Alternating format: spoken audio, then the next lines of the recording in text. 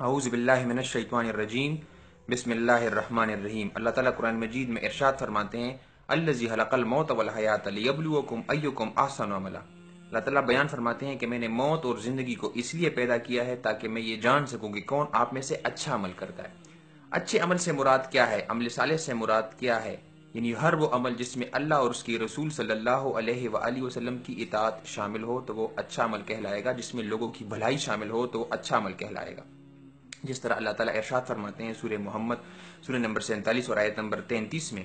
یا ایھا الذین آمنوا اطیعوا اللہ واطیعوا الرسول ولا تبطلوا اعمالکم، اے ایمان والو اللہ اور اس کی رسول صلی اللہ علیہ وآلہ وسلم کی اطاعت کریں اور اپنے اعمال کو ضائع ہونے سے بچائیں۔ یعنی جس عمل میں اللہ اور اس کی رسول صلی اللہ علیہ وآلہ وسلم کی اطاعت شامل نہ ہو تو وہ عمل ضائع سمجھا جائے گا۔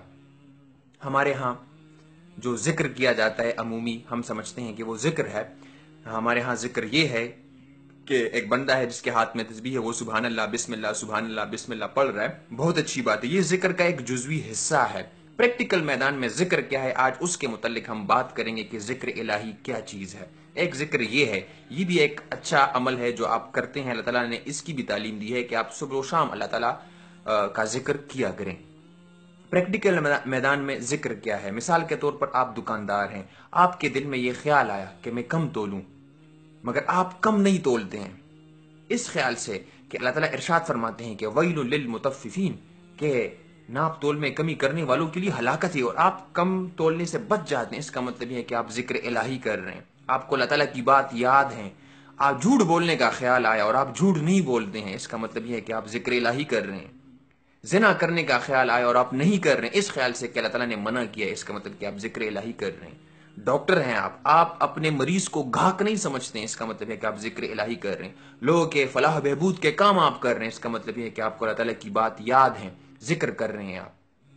یہاں پر ہمارے ہاں عمومی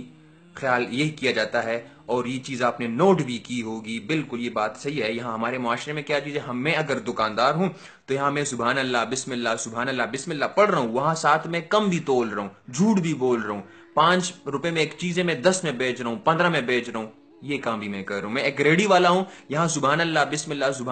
اللہ کر رہا ہوں، وہاں میں جھوٹ بھی بول رہا ہوں، وہاں میں غلط آم بیچ رہا ہوں، یا امرود ہے، امرود کی ریڑھی آپ نے لگائی، یا کسی اور چیز کی ریڑھی آپ نے لگائی ہے، وہ غلط چیزیں آپ بیچ رہے ہیں، غلیظ چیزیں آپ میں گندی چیزیں آپ بیچ رہے ہیں، اور اس میں جھوٹ بھی بول رہے ہیں کہ یہ بالکل بہت صاف ہے۔ یہاں پر سبحان اللہ بسم اللہ بھی جاری ہے۔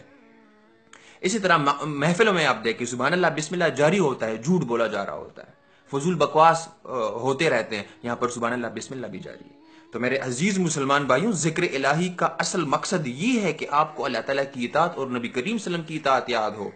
یعنی آپ ایک کام کر رہے ہیں تو آپ کو اللہ تعالیٰ کی بات یاد ہو، آپ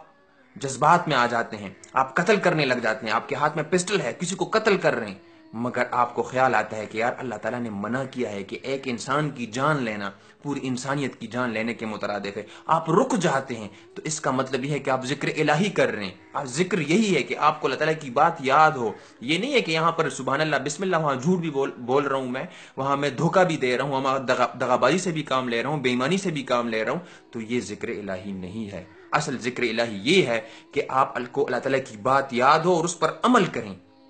لوگوں کے لیے آپ مضر ثابت نہ ہو بلکہ آپ لوگوں کی بھلائی کا سوچیں، تو یہ ہے ذکر الہی۔ اللہ تعالیٰ سے دعا ہے کہ ہم سب کو حق سمجھنے کی توفیق عطا فرمائیں، اور ذکر الہی کا جو اصل مقصد ہے وہ ہم پورا کریں۔ تو